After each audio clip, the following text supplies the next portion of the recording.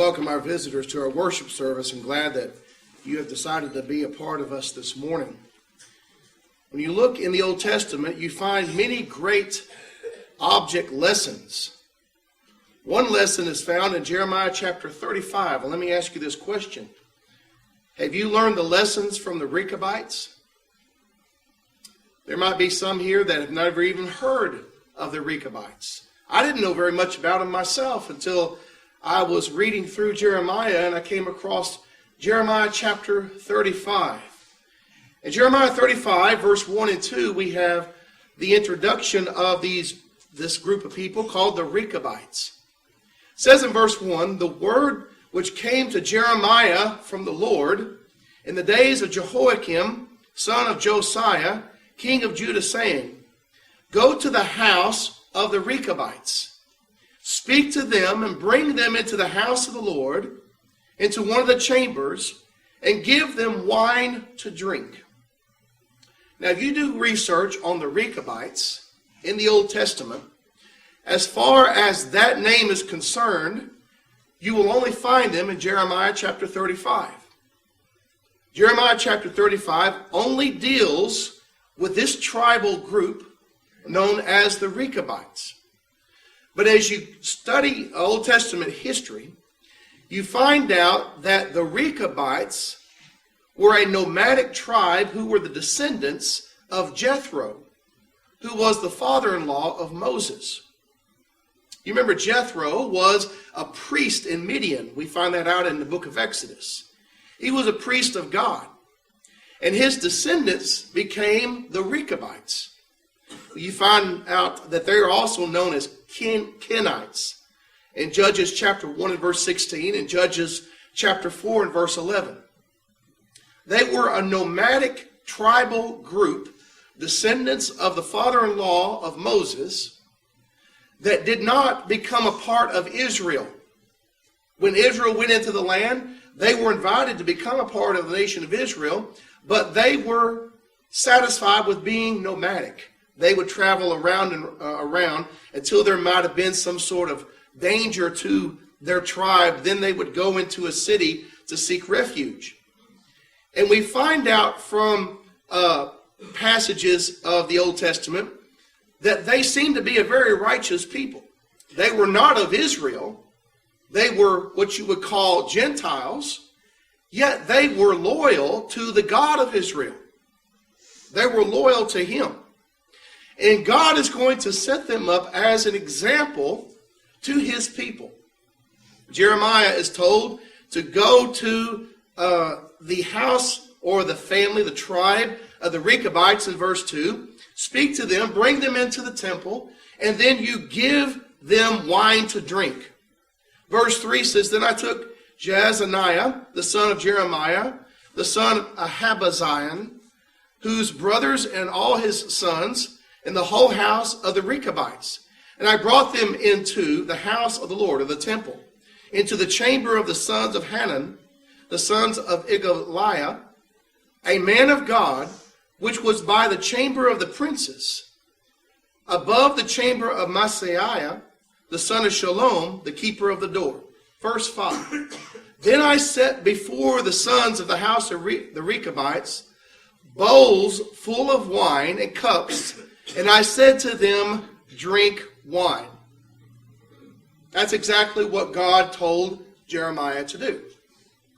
You bring in these Rechabites, you bring them into the temple of the Lord, you set before them wine to drink, and you tell them to drink wine. Verse 6. But they said, we will drink no wine, for Jonadab, the son of Rechab, our father, commanded us, saying, You shall drink no wine, you nor your sons, forever. You don't drink any wine. And so the wine was placed before them, and they said, We won't. We are loyal. We are not going to drink wine, because the command was given to us from Jonadab, our father. Don't drink any wine, you or your sons, your descendants, forever.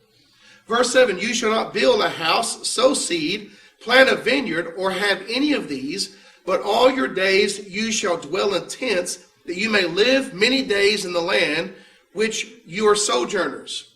They were to be nomadic, in other words. They were to travel around in tents. They were to be mobile. And as a result of that, they would not have a permanent dwelling. Notice verse 8.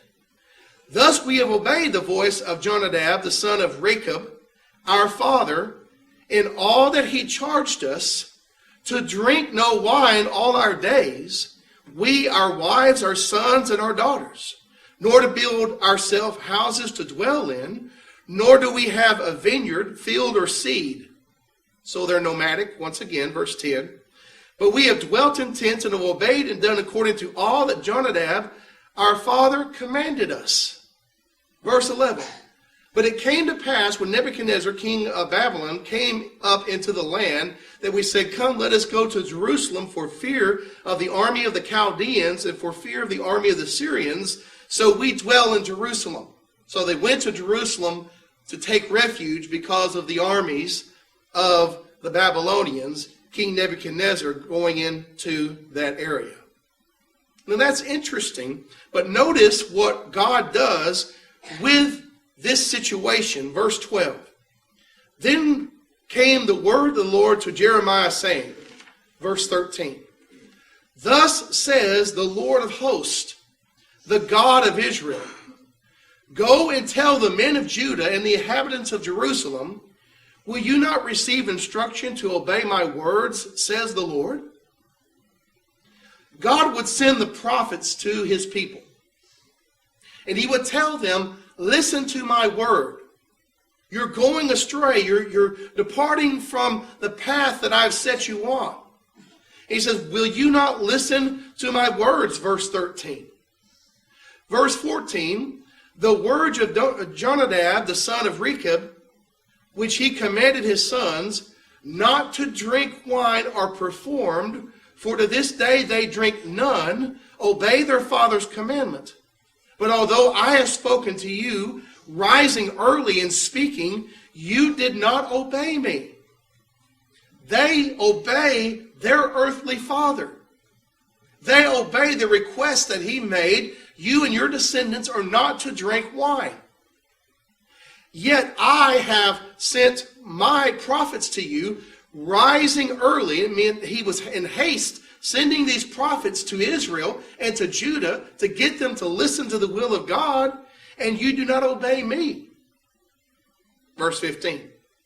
I've also sent to you my servants, the prophet, rising up early, sending them, saying, turn now every one from his evil way, amend your doings, and do not go after other gods to serve them. Then you will dwell in the land in which I have given you and your fathers, but you have not inclined your ear nor obeyed me. Surely, verse 16, the sons of Jonadab, the son of Rechab, have performed the commandment of their father, which he commanded them, but this people has not obeyed me. Do you see the point? God is saying, I'm your heavenly Father. I have given instructions to you. I have taken care of you. I've brought you into this land. I have blessed you. I have risen up early, and I have sent prophets to you to show you the right way to live, yet you constantly ignore my voice. Yet the Rechabites have more respect for their earthly father than you do for your heavenly Father. That's the point.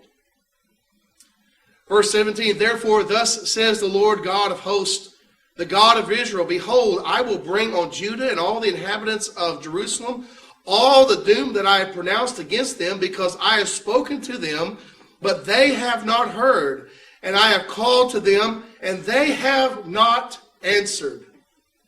God spoke to them, told them, if you do not repent of your sins, you're going to go into captivity. You're going to go into 70 years of captivity. Now, when you read the book of Jeremiah, you find out that there were false prophets who claimed to speak in the name of the Lord. And they were saying, no, don't listen to Jeremiah. That's a negative message. We have the temple here with us. Everything's great. Don't worry about it. However, Jeremiah was speaking from the Lord and telling them, listen, that temple there is not going to keep you from being punished. You have departed from the Lord, and that physical structure does not guarantee your safety. It says in verse 17, I will bring on Judah and all the inhabitants of Jerusalem all the doom that I pronounced. That is the captivity that would come upon them in the 70 years of Babylonian exile. Verse 18. Jeremiah said to the house of the Rechabites, Thus says the Lord of hosts, the God of Israel, because you have obeyed the commandment of Jonadab, your father, and have kept all his precepts and done according to all that he commanded you, therefore, thus says the Lord of hosts, the God of Israel, Jonadab, the son of Rechab, shall not lack a man to stand before me forever. In other words, he's saying, I am going to bless the Rechabites. They're not even of Israel. Yet they have a loyalty, they have a love, they have a commitment for doing what is right, more so than my own people. I'm going to punish my people, verse 17, but in verse 18 and 19, I'm going to bless the Rechabites because of their loyalty. What do we learn from these verses here in chapter 35 of Jeremiah? The only reference to the Rechabites that you can ever find in the Old Testament. What do we learn from this? Number one, we must listen to God with the same loyalty as the Rechabites listened to their earthly father. That was the whole point of the situation, as God was giving an object lesson here. He said, bring them into the temple, offer them wine, see what will happen. Well, they didn't take it. They didn't drink the wine. And so we're loyal to what our Father commanded us. And God, in essence, is saying, look, I'm your heavenly Father. I'm much greater than any earthly father could ever be. And I've sent my prophets to you, and you keep ignoring me. The Rechabites have more loyalty to their earthly father than you do to me. Hebrews chapter 3, verse 14 and 15 tells us, For we have become partakers of Christ, if we hold the beginning of our confidence steadfast to the end. While it is said, verse 15, Today, if you hear his voice, do not harden your hearts as in the rebellion. If you hear his voice. Now, he's not speaking to people directly today. He's speaking to people indirectly through the message of the Bible. And we're to hear his voice.